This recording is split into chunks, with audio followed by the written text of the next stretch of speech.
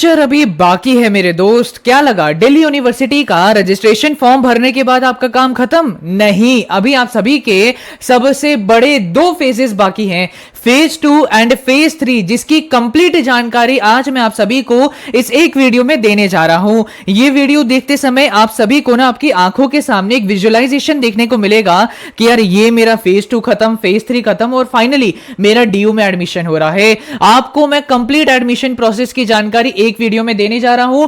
खासकर आप सभी को यह बताऊंगा कि आपका मेरिट कैलकुलेशन कैसे किया जाएगा।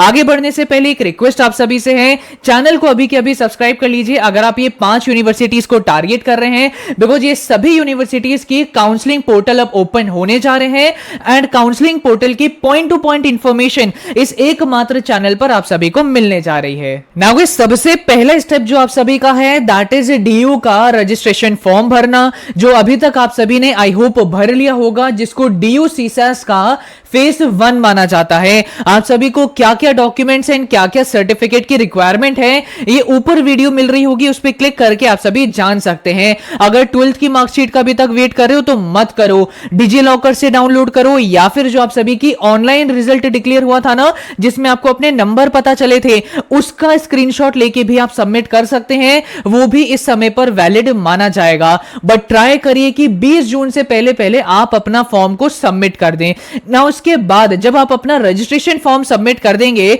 सेकंड जो आपका स्टेप आएगा ये है आप सभी का मेरिट कैलकुलेशन। बहुत बच्चों को मेरिट कैलकुलेशन से रिलेटेड कंफ्यूजन होती है, मैं अच्छी तरीके से अब आपको इसके बारे में समझा देता हूं। नाउ सीयूटी के अंदर गाइस सभी स्टूडेंट्स ने एक कॉम्बिनेशन ऑफ सब्जेक्ट का एग्जामिनेशन दिया है, जैसे कि 3 डोमेन्स का एग्जाम दे रखा है, जीटी का एग्जाम दे रखा है एंड एक लैंग्वेज मेनली इंग्लिश लैंग्वेज का एग्जाम दे रखा है। नाउ आप सभी स्टूडेंट्स एम करते हैं कि भैया मुझे डीयू के अंदर ऑनर्स में साथ ही साथ प्रोग्राम के कोर्सेज में एडमिशन चाहिए।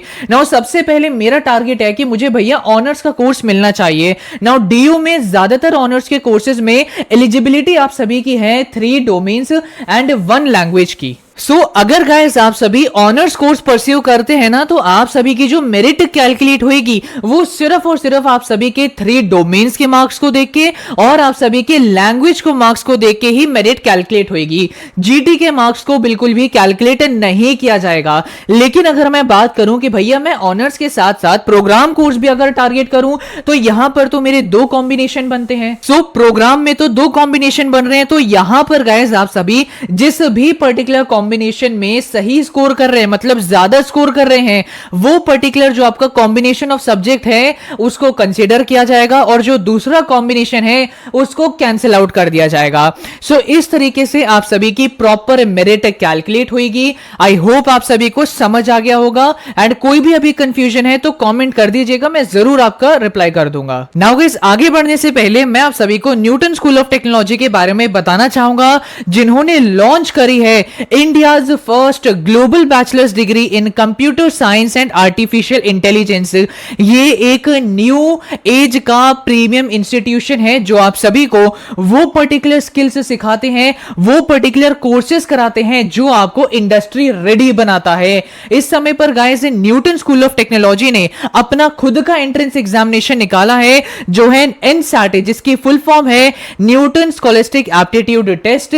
अगर आप सभी का इंटरेस्ट है आगे चल के बीटेक परस्यू करने में, खासकर आगे कोडिंग सीखने में या एआई सीखने में, तो एनसैट एग्जामिनेशन आपको जरूर देना चाहिए। नाउ गाइस एनसैट एग्जामिनेशन की पहले हम डेट शीट जान लेते हैं। आप सभी की last date to register in NSAT examination is 14th जून।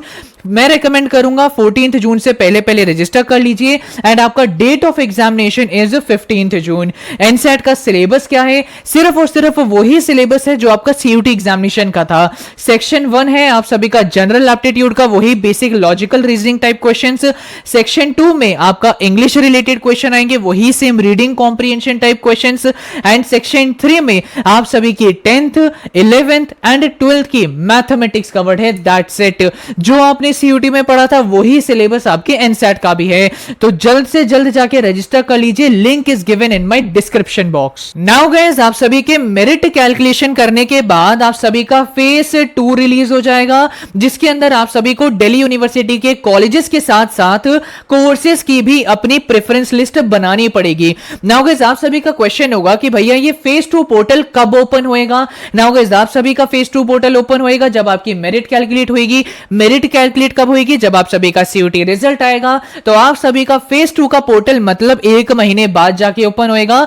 मतलब आपका 30 जून के बाद आप सभी मान के चलिएगा कि आपका प्रेफरेंस फिलिंग का पोर्टल ओपन किया जाएगा। नाउ गाइस, आप सभी की प्रेफरेंस लिस्ट के लिए मेरी एक बहुत डिटेल वीडियो आएगी जिसमें मैं आपको बताऊंगा कैसे रिसर्च करनी है, साथ ही साथ क्या हायरार्की ऑफ कॉलेजेस हमें मेंटेन करना है और कोर्सेज की रैंकिंग कैसे करनी है। बहुत अच्छी वीडियो आपके लिए ला रहा हूं, बस गाइस देख जरूर लेना बिकॉज बहुत मेहनत से आपके लिए वीडियो बन रही है। नाउ गाइस, आप सभी का जो फेज 2 पोर्टल है ना, सबसे ज्यादा इंपॉर्टेंट पोर्टल है, इसीलिए मैं बार बार बोलता हूं इस पे ऊपर खुद भी थोड़ा काम करना स्टार्ट करिए। ये एक ऐसा फेज होएगा जहां पर एक 780 स्कोरर भी बेकार कॉलेज में जा सकता है एंड एक लो स्कोरर भी अच्छे कॉलेज में जा सकता है। आपने जो मेहनत अपनी सीयूटी में करनी थी कर ली, लेकिन प्रेफरेंस फिलिंग अगर आपने स्मार्टली कर ली तब भी आप सभी को एक अच्छा कॉलेज मिलने के हाई चांसेस रहेंगे। इसीलिए कई यूट्यूबर्स मेरे साथ साथ बोलते हैं कि भाई प्रेफरेंस फिलिंग पे ध्यान देना, तभी जाके आपके चांसेस बनेंगे कि आपको लो स्कोर पर भी एक अच्छा कॉलेज मिल सके। नाउ गाइस, आपका जब फेज 2 ओवर होएगा इसके बाद आप सभी का चालू हो जाएगा फेज 3 जिसका नाम है seat allocation process. Now guys, आप सभी का ये जो सीट एलोकेशन प्रोसेस है ना, ये बहुत सारे राउंड में कंडक्ट होता है। Round 1, round 2, round 3, spot round 1, 2, 3 and even special spot rounds भी कंडक्ट कराए जाते हैं। ये खुश होने की बात नहीं है। मैं ज्यादातर अगर बताऊं ना तो जो अनरिजर्व कैटेगरी के बच्चे होते हैं उनकी जो सीट्स होती हैं बीए और बीकॉम कोर्सेज की, ये राउंड 2 तक ज्यादातर कॉलेजेस में फिल हो जाती हैं। बट साइंस स्टूडेंट्स के लिए खुशखबरी है कि भाई बीएससी के जो कोर्सेज की सीट्स होती हैं ये स्पॉट राउंड 3 तक भी वेकेंट रह जाती हैं। तो जो बीएससी के बच्चे हैं वो अगर स्पेशल स्पॉट राउंड तक वेट करें, उनके बहुत हाई चांसेस होते हैं कि आपको कॉलेजेस मिल जाते हैं। नाउ गाइस, आप सभी का जो सीट एलोकेशन प्रोसेस है ये कैसे चलेगा। अब जैसे कि अगर आप सभी को राउंड 1 के अंदर कॉलेज मिल जाता है, कोर्स मिल जाता है, तो आप सभी के पास ऑप्शन आते हैं कि भाई आप क्या अपग्रेड करना चाहते हैं या फ्रीज करना चाहते हैं। अपग्रेड का मतलब है कि यार मुझे और अच्छा कॉलेज चाहिए, मैं इससे संतुष्ट नहीं हूं, तो आप सभी अपग्रेड ऑप्शन पे क्लिक कीजिए। इफ यू थिंक यार मुझे जो कॉलेज मिला है ये मेरे घर के पास भी है, अच्छा कॉलेज है, तो आप सभी फ्रीज भी कर सकते हैं। लेकिन मैं आप सभी को बोलूंगा कि अगर आपको अपने प्रेफरेंस लिस्ट में जो आप फर्स्ट कॉलेज रखेंगे ना वो नहीं मिलता है तो आप ट्राई करिए कि आप अपग्रेड करते रहिए। आप सभी को मैं बोलूंगा कि राउंड 1, राउंड 2 और राउंड 3 तक जरूर अपग्रेड करते रहिएगा। मैंने खुद देखा है कि राउंड 3 तक कई बच्चों को एडमिशन मिल जाता है और उनका कॉलेज अपग्रेड हो जाता है। मतलब अगर उनको वेंकटेश्वरा कॉलेज मिला है तो इवन राउंड 2 में अगर नहीं मिला तो राउंड 3 में जाके नॉर्थ कैंपस का कॉलेज अलॉट हो जाता है। All is about patience. तो मैं आपको बोलूंगा अपग्रेड करते रहिएगा अपने 3rd राउंड तक। नाउ सबसे बड़ा डाउट कि भैया अगर मैंने अपग्रेड पे क्लिक किया तो जो मेरे पास पहले कॉलेज है वो मेरा रिटेन हो जाएगा, मतलब मेरे पास रहेगा या फिर वो सीट चली जाएगी।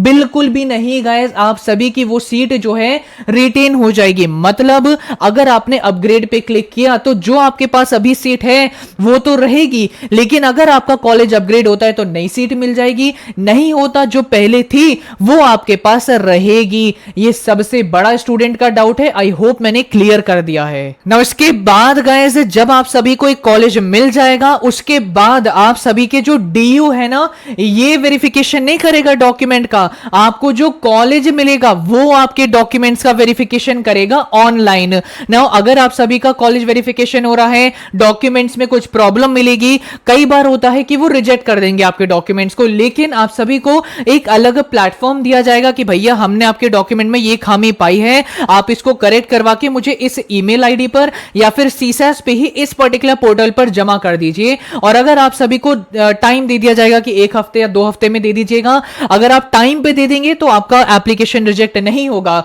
लेकिन अगर आप लोगों ने देरी कर दी ना तो आप सभी का एप्लीकेशन एप्लीकेशन प्रॉपरली रिजेक्ट हो जाएगा एंड आप सभी सीएसएस के बाहर चले जाएंगे।